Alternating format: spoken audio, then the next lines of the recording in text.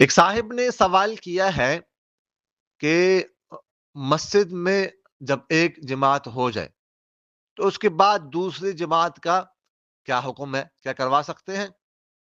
دیکھیں، جب ایک دفعہ ایسی مسجد جس کے امام اور مقتدی متعین ہو، اس میں محلے کے لوگ جماعت کے ساتھ نماز پڑھ لیں، تو دوسری جماعت اس مسجد میں کروانا یہ مکروہ تحریمی ہے، یہ نہیں کروانی چاہیے، اس سے بچنا چاہیے۔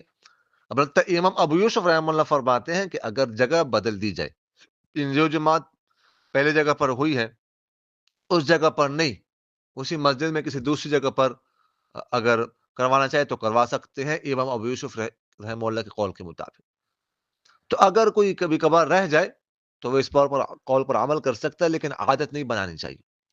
اس طرح جو مسافر ہوتے ہیں، مسافر وہ بھی جماعت سے پہلے اگر جماعت نہ ہوئی ہو تو اپنی جماعت کروا کر، چونکہ ان کو جلدی ہوتی ہے، وہ جا سکتے ہیں، لیکن اس کے علاوہ جو ہے نا دوسری جماعت اس سے احتراز کرنا چاہیے، بچنا چاہیے، نہیں کروانا چاہیے۔ جزاکم اللہ خیر۔